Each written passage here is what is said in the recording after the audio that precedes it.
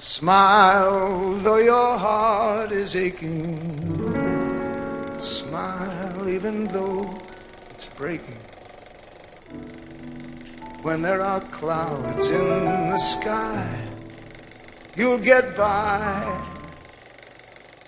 Hello, Red Splatters! Welcome to our After Dark. I am Kyle Lira. With me is Alexis Soto. We saw Joker. I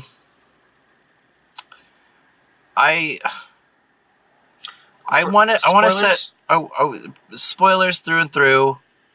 I'm gonna set a precedent here that I just don't want to discuss anything but the film.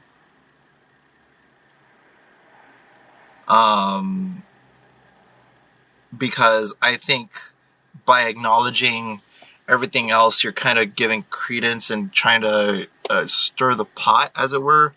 I don't want that, and I don't want to be responsible for that. If you're referring to the conversations that have been held about anything but the movie in terms of the violence that's being incited or whatever, quote unquote, yeah, we've talked about that enough. Like, if you want to listen to that, we have podcasts on that. Go listen to that. But, like, we're just talking about the movie. I do want to say, though, that there are political implications that the movie discusses, and we can talk about that. But as far as violence is concerned, I think we've had our say about that. We're going to leave that at the door. I'm going to go first because I'm pretty sure you want to rant. I think that this movie is bold, daring, and honestly a nice, refreshing bit of comic book movies than we had for a while. I love the fact that the movie literally ends, spoilers, with the title card, The End. I like that. I like the fact that, you know, it doesn't, like, leave everything open. You already know the story of, you know, Batman and the Joker. You know the story of everything like that. I just love the fact that it doesn't, like, lend itself to, like, oh, look at the post-credit sequence. Look at, oh, it's Batman discovering, you know, oh, the Batcave, you know. I like that, you know, you don't have to do that. I love that, the bold decision that Todd Phillips made to, like, cut the cord right out the screener, you know, and I like that. I really like that. I really liked how the film stands on itself, and by itself. I love the score. The score, I think, was particularly great.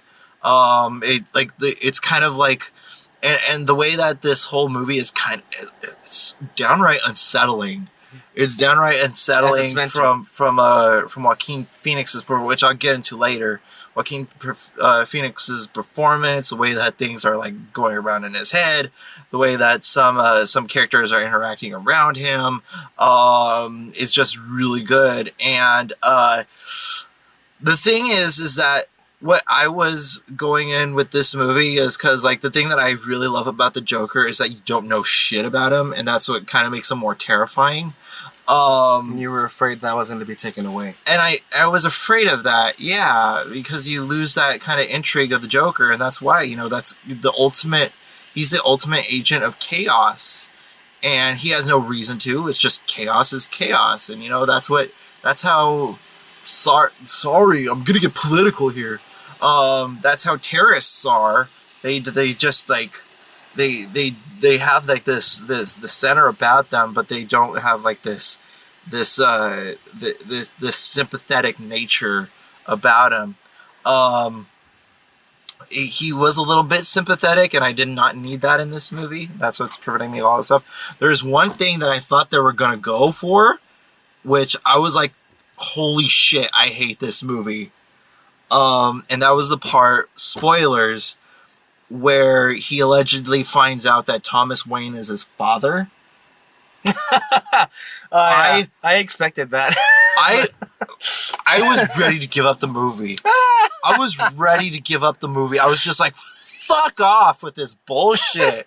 But it turns out it was just bullshit. I like that. I like the fact that it was bullshit. Again, that's part of what makes Joker intriguing, is that it's all bullshit.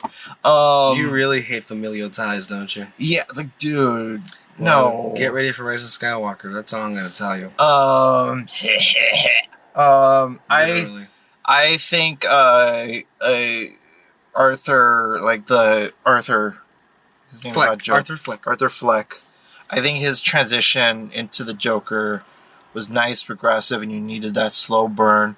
The last 20 minutes are a Batman fan's wet dream, because it does like show a lot of all that stuff, and I was getting serious vibes from the last 20 minutes that I haven't felt since The Dark Knight, when I saw it in 2008, because like, holy shit, like the way that this feels, like the chaos of it all, the kind of Batman mythos around it, it was great. I don't know if you know this, but there's a what's it called, a graphic novel that Frank Miller did called The Dark Knight Returns, and in this one, in that graphic novel, the Joker does make an appearance live on television, much like you see in this movie, and he blows his brains out. And that's how he like makes his grand, exit. Right. Cinematography, great, great score. The score was impeccable. A lot of cello going on, and I think that was really, really well said. I think that this movie, might reach my top 10. I don't know. I still need to catch up on a lot of It's already on a lot of people's top 10s, from what we know. And a lot of things, and our girl Grace Randolph, like she spins a wild one once in a while, or most of the time. But the way that she was intrigued about this movie, I was like, okay, all right. I've seen you intrigued about stuff that I didn't particularly like, but okay.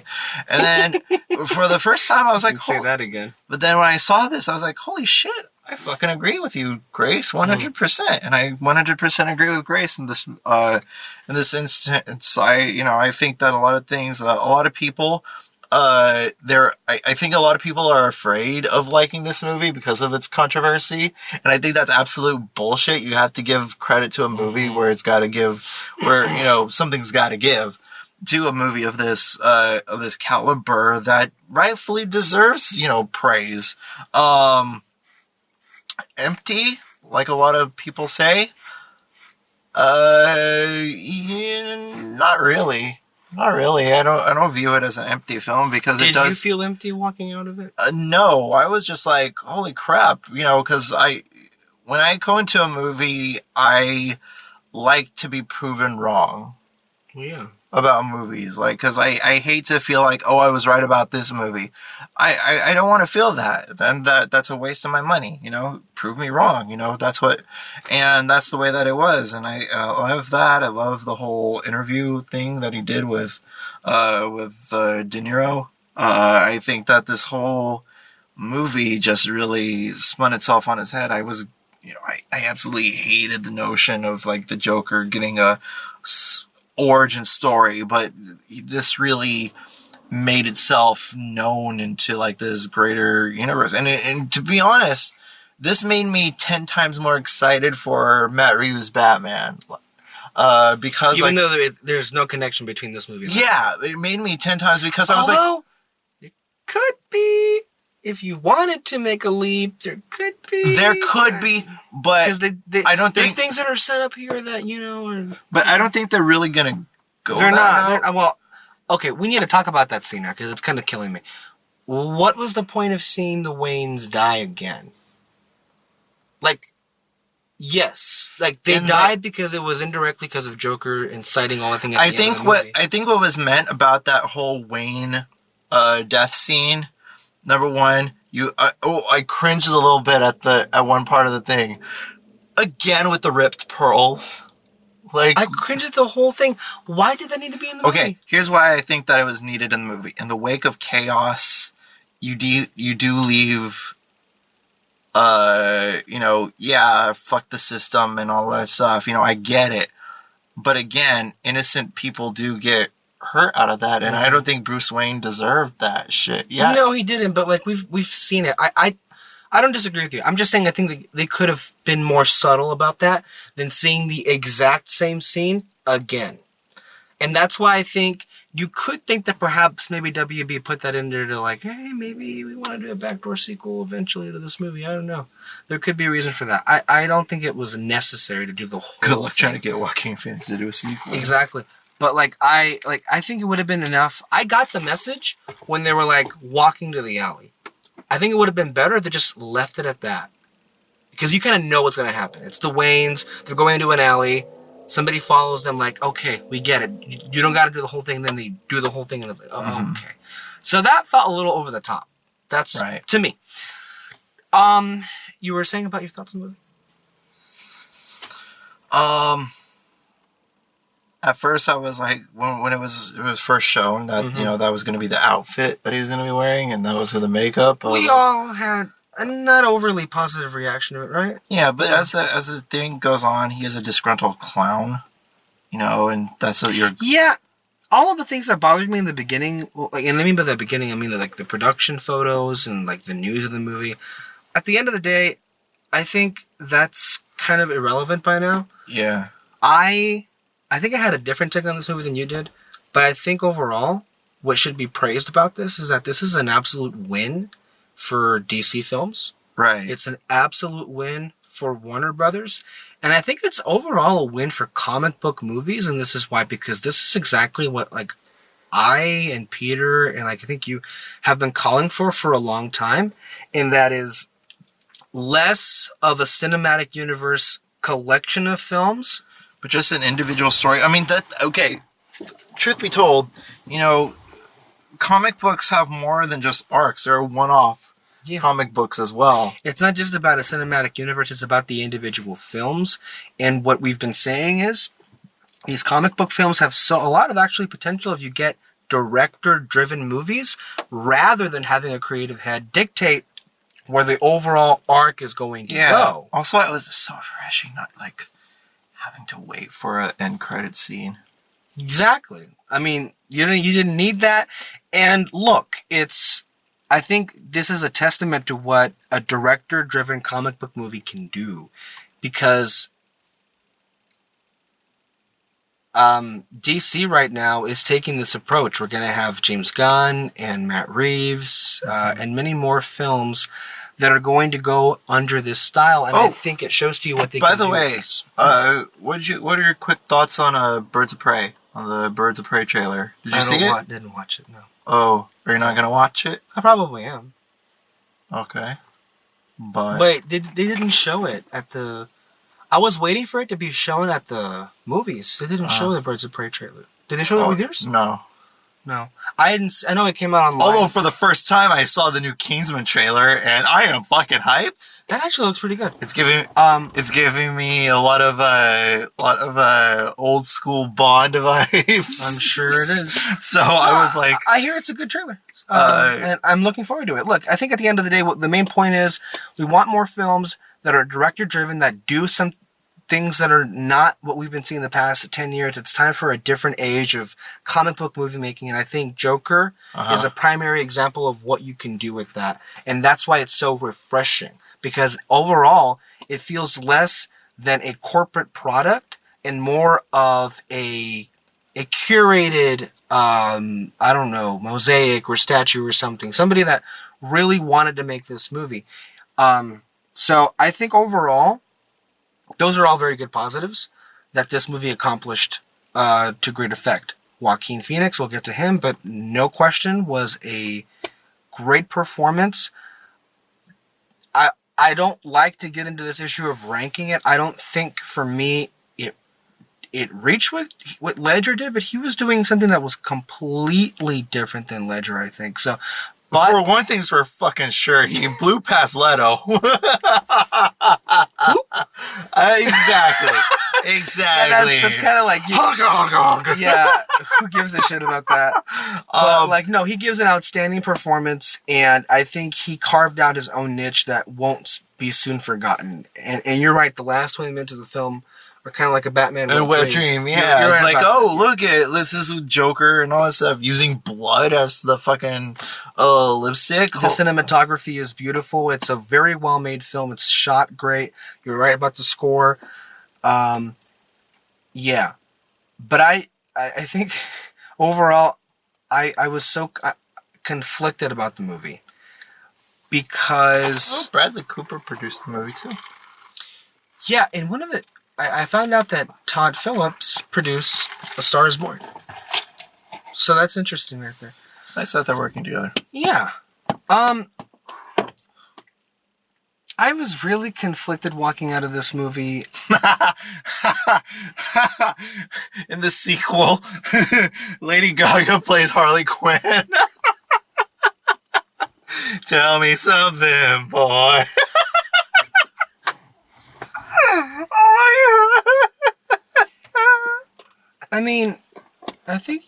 Sorry. They could have done something with Zazie Beetz. She'd be a great Harley Quinn. Harley Quinn, but then... Yeah, got a similar look going on with, like, you know, the eyes and all that stuff that she already did with Domino, and I think it's just like... Yeah, and, like, Ben Mendelsohn hasn't done anything similar in all of his roles. What? That's Ben Mendelsohn. Yeah. Throw Zazie Beetz a bone here. But overall, like,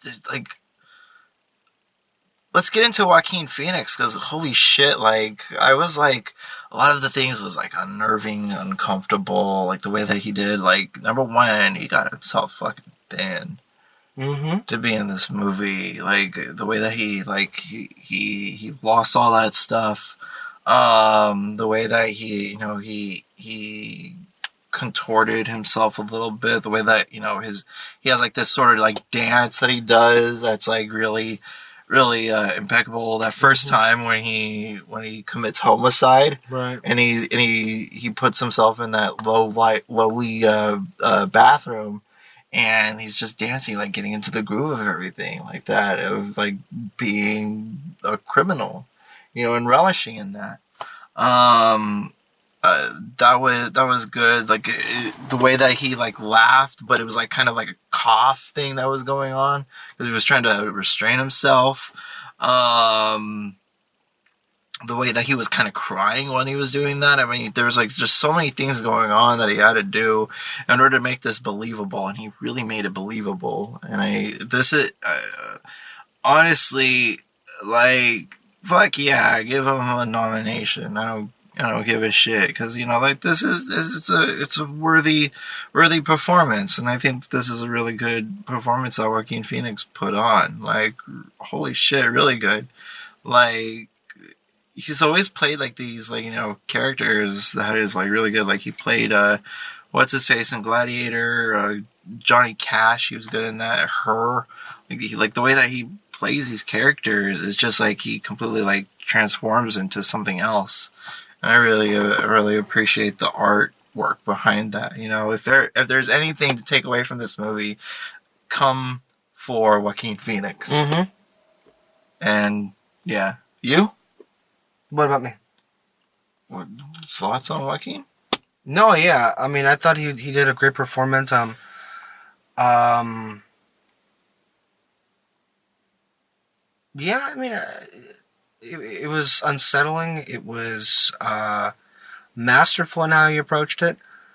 I as I said, it's not going to be one that's soon forgotten.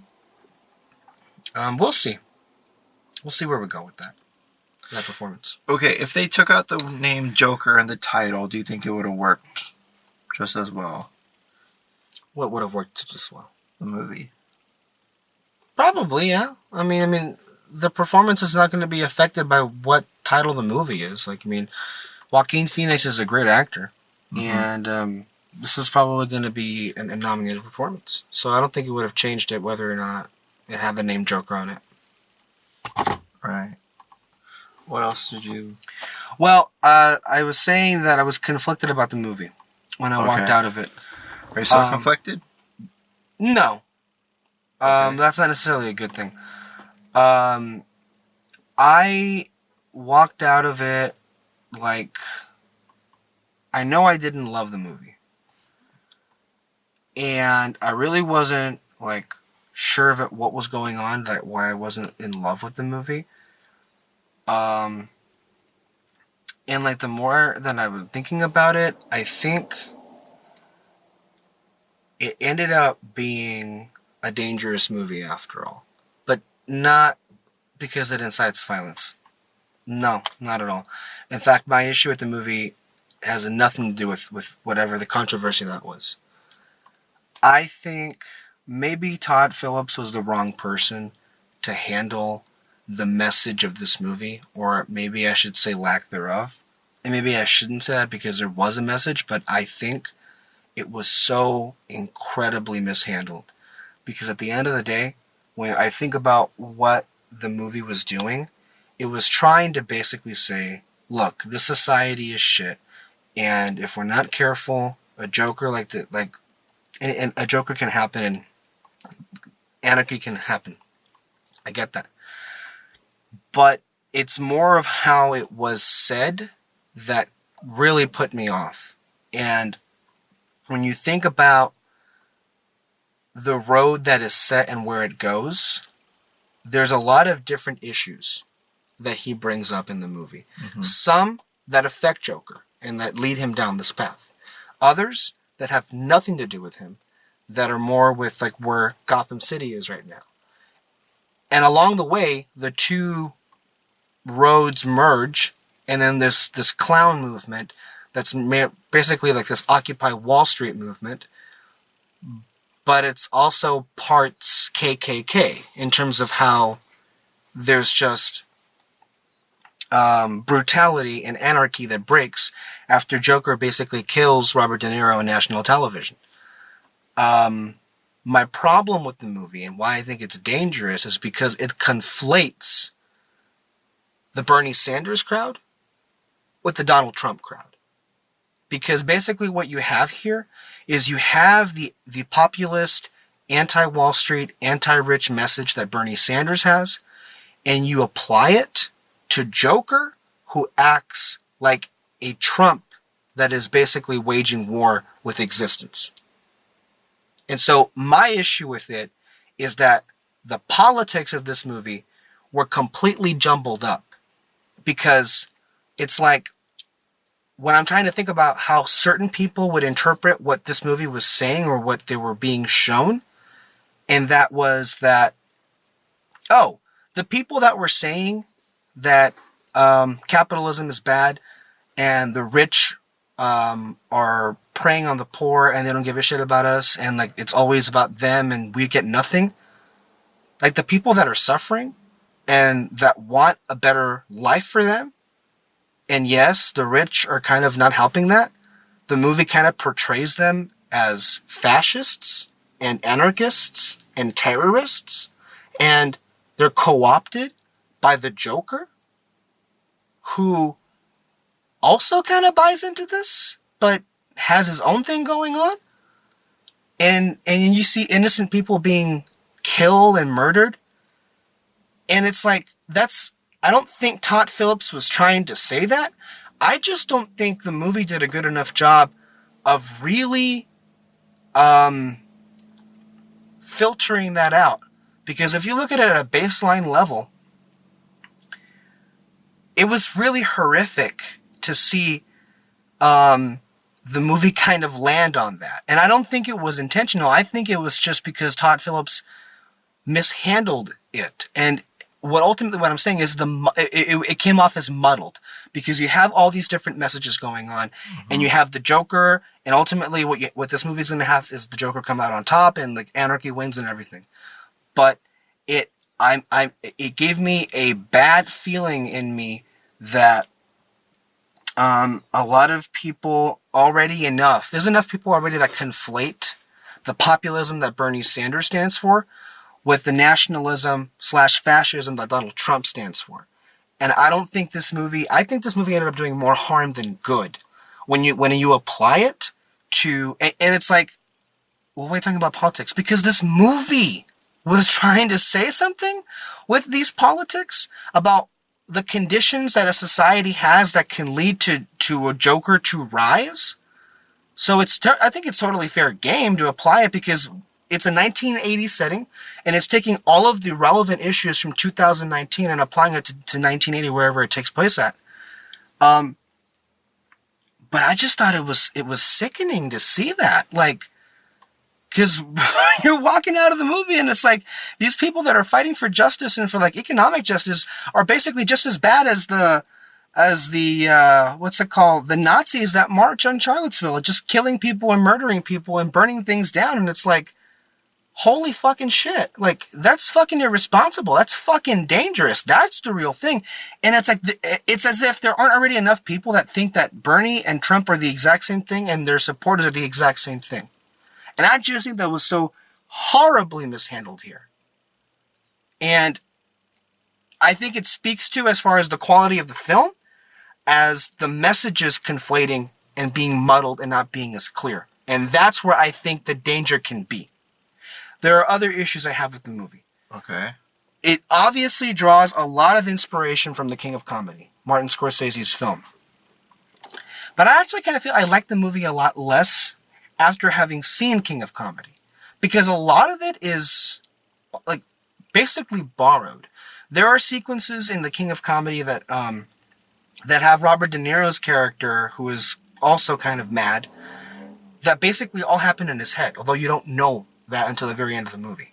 Similarly, that happens in this movie. Joker has basically a love interest that's all happening inside of his head with Zazie Beetz. Mm-hmm. But then when it's revealed and it's like, okay, I guess you could consider it as like an homage to King of Comedy, but maybe it felt like maybe too much of an homage.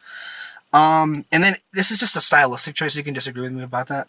But like when, okay, he does this thing, Todd Phillips, in this movie, where it's like that Scorsese didn't do in his movie.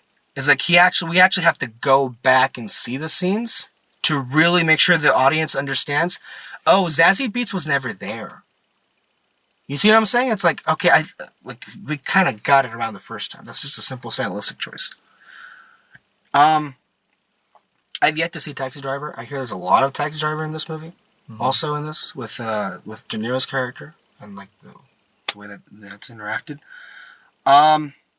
So yeah, look,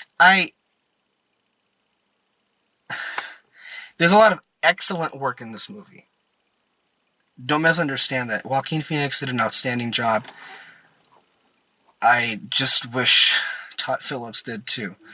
Because I just think at the end of the day, the politics of this movie,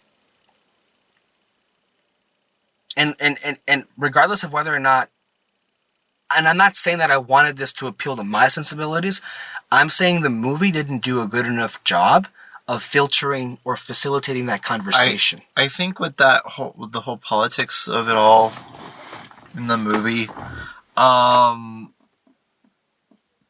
think what I got from all of that was that anarchy doesn't have to have a reason.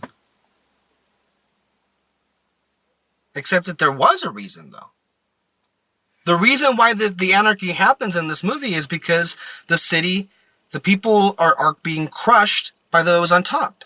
It very clearly, I mean, Joker, not really Joker, but the people that are in clown masks that are like attacking everybody on the street because of what Joker did, those people are doing it because, and you see that Joker when he was on the show with Robert De Niro in the movie, he had this whole monologue that was basically like, you guys don't give a shit about us, you're always like walking all over us, and like you don't give a damn about people like me. And I think that's the spark. What's it called from the last night? The spark that will burn the bird resistance, yeah, whatever. And that's what happens. The people that were anarchists weren't doing it because they love anarchy. They're doing it because they're fucking sick and tired of being walked all over by the 1%. That's what the movie was trying to say. And my issue with that was, I think it does a tremendous injustice to people who think that, because the film basically equated them with terrorists. That's what I'm saying.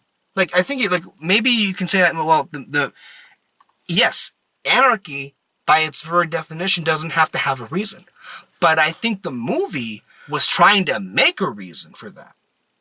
But there are some people who do believe that and do act upon, chaotic natures like that. Absolutely. There's no denying that.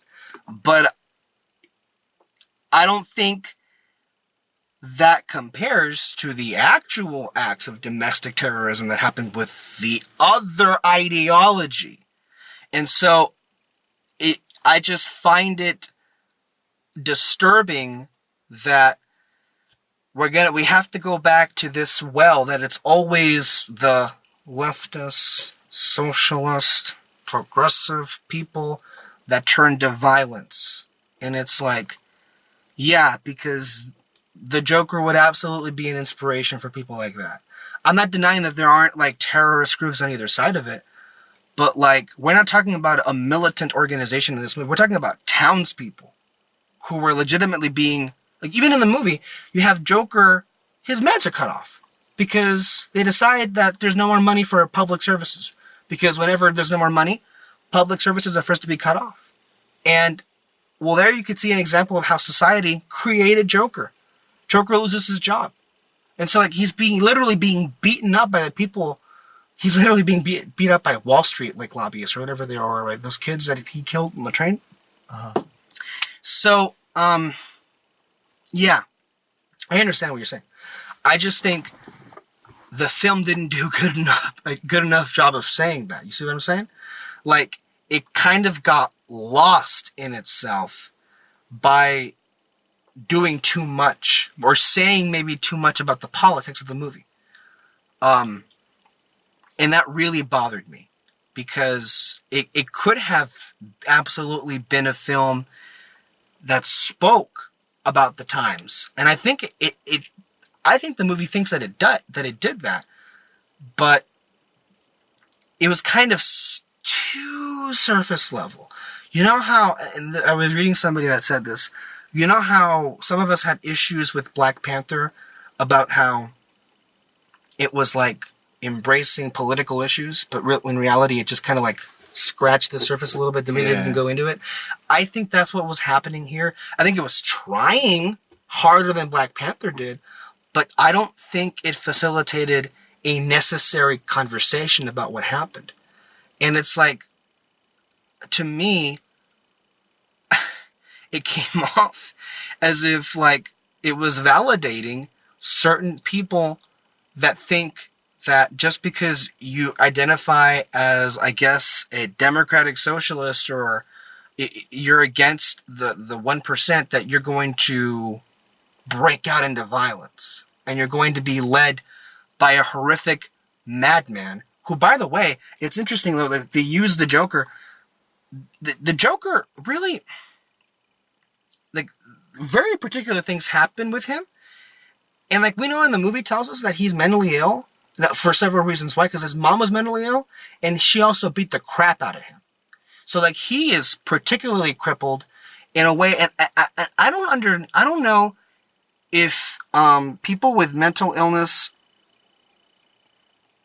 or like with crippling mental illness can speak to this, but like a particularly right-wing talking point is, the reason why we have these mass shootings is because it's people that are mentally ill. And we don't need to touch guns. We need to fix mental illness. Which, well, yeah, we need more funding for people who are mentally ill. There's not enough of that going on. The movie even says that. But it's like, I feel like it's trying to say something there, but the movie is saying that, no, it's because society is what made the Joker, but he's mentally ill. So are you saying that the Joker was the Joker because society beat him to it? Or because he was just sick to begin with? Like, maybe it would have been more effective if he wasn't mentally ill, and that he really kind of just became the Joker when he was just an average person, and then he was just beaten down by it. Which is what the movie was doing, but it also revealed that he was mentally ill to begin with. From the very beginning. Uh-huh. So I find it troubling a lot of what it ended up doing, not so much because the movie was trying to do that, but as far as the message of the movie, I thought it was a misfire. And at the end of the day about the movie, I ended up feeling pretty empty about it. Like, it's a very good film in practice. It's a well-made film. There's great stuff in it, and it's like when you just take away the politics of the movie, which I hate doing because that's what the movie was trying to do anyway, because that's what the message it was trying to say. But when you look at it as a Joker film, I think they did a great job with it. And then there are others that are going to say, well, what it said or what it was trying to do, was it even interesting? Like, did it say anything new about this? So it's like, it's hard to divorce the things that it was trying to say from what else was there, which was very good, outstanding performances, cinematography, direction, like the music. Some people said it was a little flashy. I don't know about that. In terms of like the Oscar baity or whatever it was. I think I just thought it was a very well-made film and everything. I think it was great. I think it's just a cohesive thing. So, like, I want to remind people, because I feel like this went off to be a really interesting rant. Not that, but like, it's a win. Which I expected. Did you expect this rant? I expected everything, yeah. Okay. That's why I was like, I'll go first.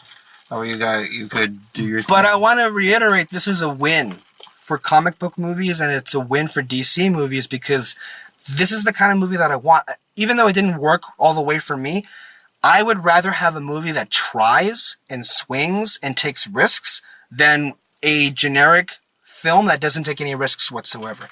And going forward, I think what we're gonna be seeing is DC overtake Marvel in terms of quality. And I feel like some people are gonna say we're already there, because look at the last 3 films. Look at Aquaman. Look at Shazam. Have you seen Shazam yet? No. You should. I think you'll really love that film. It's my favorite of the whole. My favorite DC film of the EU or whatever. And this is not really EU, the Joker movie.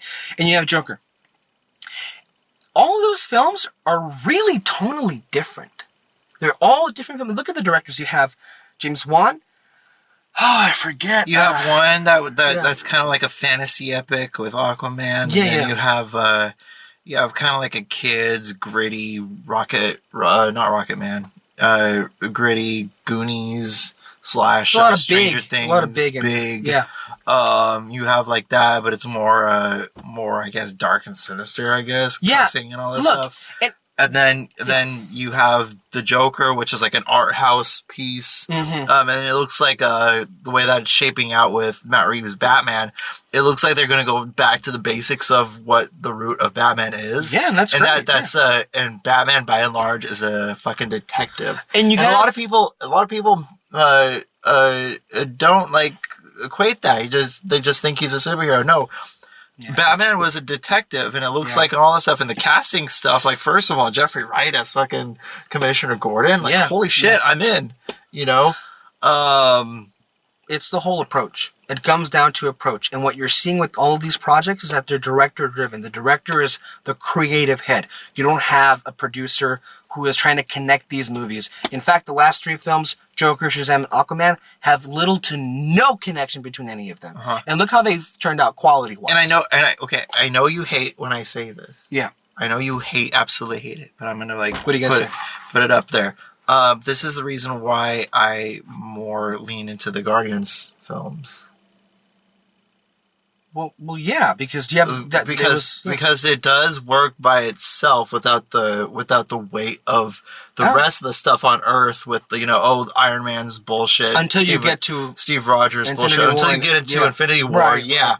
But like Guardians 1 and 2 are so divorced from that stuff, with the exception of the random appearance of Thanos. Yeah. But other than that, like, the rest of it is so disconnected from what's going on in the on the Earth spectrum that I'm absolutely, like, I could turn on those movies and like I'm like, okay, I'm comfortable. You don't need to watch anything else. Ever. You're fine. I agree with you.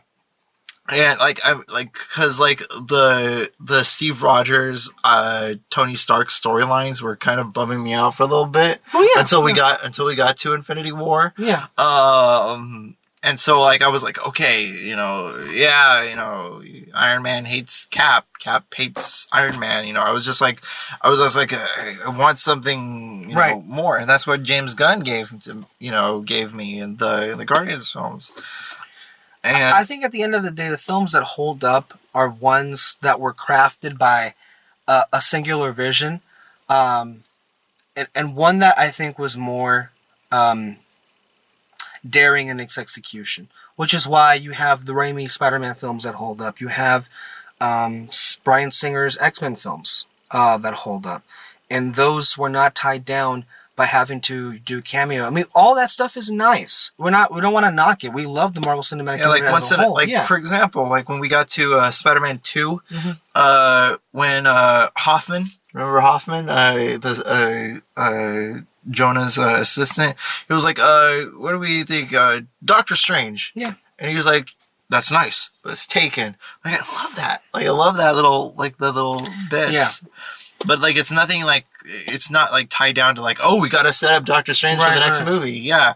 After a while, you get into this rut of just, like, okay, we're not really looking at movies anymore. It just kind of becomes, like, this long-running series of things. No, it's like a 2-hour trailer. That's right. And a lot of the DC films before Aquaman felt like, look, like, awkward. You could argue that BVS was a big trailer for Justice League at the end of the day.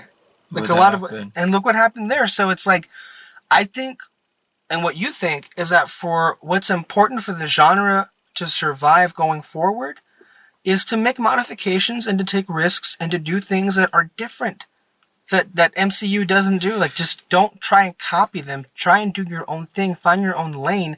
And I think what you're seeing with Aquaman, with Shazam, and with Joker, it's working for them. It really is. And mark my words, when you go to 2021, when we're going to get James Gunn's Suicide Squad and Matt Reeves' Batman, the tables are going to turn. Are those in the same year? Yeah. Cool. But you know what else is in the same year as Marvel? They're doing... So Taika's Thor Love and Thunder is also in the same year. Spider-Man 3 will be in the same year. Shang-Chi and the Ten Rings. And then also Doctor Strange and the Multiverse of Madness will be in the same year. You see this? This is my wallet. It's not going to be here by that time. It's just going to be fucking gone. It's just going to be there it went. It's gone. There it went. It's gone. Yeah. That's what's going to happen that year, because holy shit, that's going to be something. That's a heavyweight championship right there of certain films. At least it's going to be a WWE Super Smash. Yeah. And I think next year we have Birds of Prey and Wonder Woman, right? Yeah. Oh, dude. Like, I don't give a shit about Wonder Woman, to be honest. Really? Yeah. Why? Like, well, it's because, like, I'm so hyped up for Birds of Prey. Like, holy shit. Like, I'm all for it. If it's cool and wacky and weird and just balls to the wall, does his own shit, like, yeah, fuck yeah, let's do it. I mean, just do it. Don't, like, think about it anymore. I love how ridiculously cheesy the little ad that came before it. Yeah. The whole, I'm so fucking over clowns. Like, I was like, so stupid, but that's funny. Such a Harley Quinn line. Yeah. Yeah. I love it. Margot Robbie looks like she's having the time of her life. Absolutely. Yeah. In that movie, the promotional things. Oh, I love the fact that they're bringing back the hyenas. Because she has pet hyenas. I didn't know that. Yeah, she has pet hyenas. They were introduced in Batman in the animated series, and you're gonna get the hyenas in the movie. It's stupid. It's stupid. I know, but like, holy shit, she's getting her fucking hyenas. Great. I love it. I love that the way that what's his name? Ewan McGregor is acting in the trailer. It's like very flaunty, very bombastic, and I'm loving it. It just looks like a fun romp, and I want that. All of it. And I'm all for it. And I don't want to come off as somebody who's not. I just want, like, this is how I feel about Joker, and it's like, yeah. I mean, what do you make of anything of what I mean? I don't think you walked away with any of it. It didn't occur to you or anything. I hear you. Yeah. I hear you. I see you, bro. Yeah. But like, I don't give a fuck. Okay. I got a good movie, and I was thoroughly entertained with the movie, despite pre notions on the whole bit. I wanted them to be, to do something different. They gave me something different, and it was. Hey, that's true. They did. It's like you're in the desert for a while, you know, you want something of substance, you know, in your belly, you're kind of starving, and then you get a nice steak, looks nice, tastes nice. I guess for you the steak didn't go down as you wished, but I liked it. I liked the taste of it. I liked the way that it's just that my brain is so wired in a different kind of world. And I know how people think and how they operate, and I just know how they're going to respond when they see something like this. And I fear that more, and this is getting into an area that's above the film, although it's still kind of connected. It's just that I am terrified about how certain people are going to look at this movie and respond not because it incites violence, but because it really depicts a political ideology with totalitarian terrorism, and I thought that's wrong, and people are going to use it as a scapegoat to say, you know what, I'm right. Those people out there, on this side, they're kind of wacky, forget it. And I think it did a tremendous disservice, especially since like the times that we're in right now is trending in a leftist, democratic socialist. That's where it's trending, and I think the movie does a disservice to that movement, and somehow validates the concerns or the conspiracy theories on the right. And because I'm plugged into that world more so than you, that's where my mind goes to, and this is where it could be used. Also, by the way, interesting, you know how a lot of the yeah, I don't give a shit. Otherwise, I'll go crazy and insane. Yeah. And you can make an argument. I'm already unfortunately, there. You're already there. Yeah. Look what it's done. Yeah. But I also do, aside from that, I just think the reason why I'm there is because I think the film did a poor job of handling the different ideologies or whatever. And and honestly, that's not really the priority of the movie, based on what I saw. The priority was to get that scene where Joker uses the blood. He makes us smile, and he's being cheered on, which was a glorious scene in terms of the character arc of the Joker. And one thing I want to say to push back against people that say that you shouldn't like the Joker, it's ridiculous because, remember, and you had this same complaint. Remember back in Black Panther, how many people were praising Killmonger, who was, by the way, about to commit genocide. And yet people walked out of the film, you know what? Oh my God, I loved Killmonger. He was so sympathetic. And I'm I know why. Specifically, why? Because of the performance of Michael B. Jordan? No, it's not that. It's something overlining with it that I don't want to discuss here on a video form. But that in itself is very dangerous. That's true, but I think therein lies some hypocrisy on the part of those people that say that how dare you like the Joker's arc in this movie? Like, you're an anarchist. When Killmonger had the same thing, probably worse, even though it was in a PG-13 movie, probably even worse. It was genocide, wasn't it? Like, he was basically saying racial genocide is what he was waging. Yeah. And I didn't really care for Michael B. Jordan's performance of the character. So, Joaquin Phoenix, though, damn. Oh yeah, shit. Absolutely. Holy shit. I was thrilled with him. No issues there. I have no issue with him. He did a great job. Look, there goes my Halloween plans. If all you want is a Joker movie, I think this is going to really do it for you. But, just, my life is a comedy. Yeah, and it's also kind of awkward, really awkward in places. I really want to see what Peter thinks about all this. Oh God, I can't comprehend what he's going to think about this movie. I mean, did you expect me to have an issue with the politics of the movie? Or what do you think my issue was going to be with the movie? Everything, to be honest. Was it though? Yeah. I honestly did. Cause no. What I just said, was that what it ended up being? Because I really praised a lot of what this film had to say. Like, I liked a lot of it. Yeah, the whole message of it all. I was like, holy shit, he's gonna talk on to the moon about it, yeah. and that's what it pretty much was. So I was like, okay, I'll get my stuff done and give it to you, and hand the baton. There you go. Overall, I think there's more positive than negative in terms of what the film ended up being and what it means for filmmaking going forward. And there are other stuff, but we'll talk about that on the podcast. But I just think it's an enjoyable film. I didn't particularly enjoy it because of what I just said, but overall, I don't understand why this movie, of all the movies, caused people to lose their shit in a different way. You know, like that's the part that really gets me. This movie isn't worth all of the hoopla that happened around it. Like, oh my god, like all the security, like, give yourself a break. I'm not get the. You know what happened though? I didn't tell you. I was sitting on in an aisle seat, like on a balcony aisle seat in the theater, and I think it was a little bit halfway through the movie, and I could have sworn I heard gunshots. That's how fucking like horrible ingrained this conversation like it got into my head, and I was like, holy shit. You see, that's why I didn't read anything. For 5 minutes I was like, wait, what? This is not happening. And then it ended up being, because it was like right, I think, next to the bathroom. It ended up being, you know, when you get the towels and like you pull the lever and you pull them down. That's what it fucking was.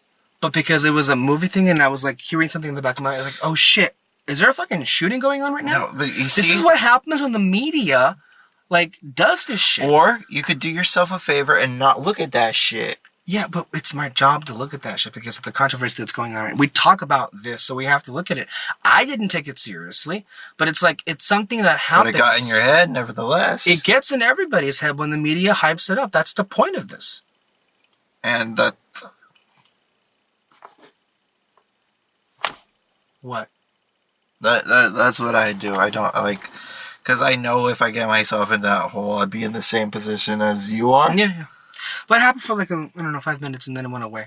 But it's just like, yeah. The point of all of this is to say... What is it about the Joker in particular? Yeah, that... Like, holy shit, why aren't people like... why weren't people up in arms about like, oh, Darth Vader, like, you know, that's... when Rogue One was about, or like any other villains that are... Fuck, where's the controversy on Maleficent? That's a villain-driven movie. Holy shit. Wait till Birds of Prey. Birds of Prey. Yeah, there we go. No, this year... No, it's just going to be a bunch of scene kids retaliating. I don't know what it is. 2019, in particular, has been a year of endless controversies. Like, we're just jumping from movie to movie. I'm just done with film. Yeah, and you know what? Let's not even think about it. Overall, you liked it a lot. I thought it was okay at best. Great stuff in it. Issues. Whatever. Tell us what you think. We'll have a full review on Red Spotlight with other reviews like yesterday and Crawl and more things. We'll have more films to talk about on the next podcast. Those are my thoughts.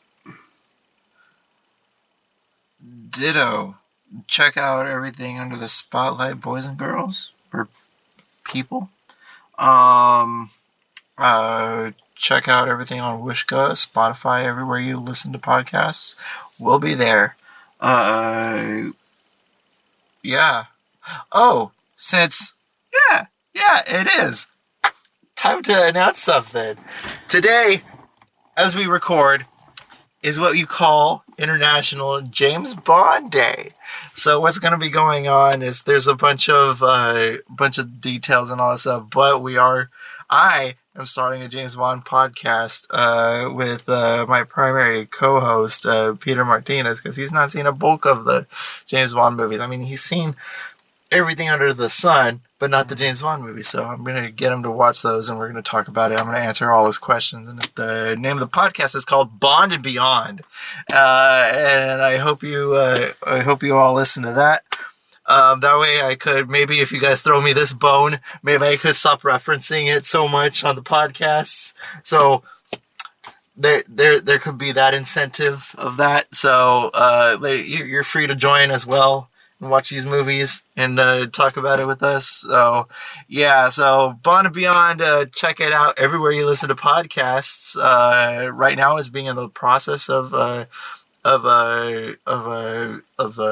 it called? The hosting on the different sites like Stitcher and everything like that. But right now, like, it's on Wooshka. It's on Wooshka, our home. So yeah. we have we got other stuff going on in the Fantasy Fair. We took a hiatus because of personal stuff, but we are back in full force.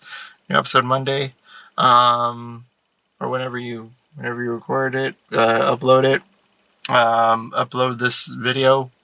So yeah, ladies and gentlemen, this is Red Spotlight Entertainment After Dark Joker. Bye.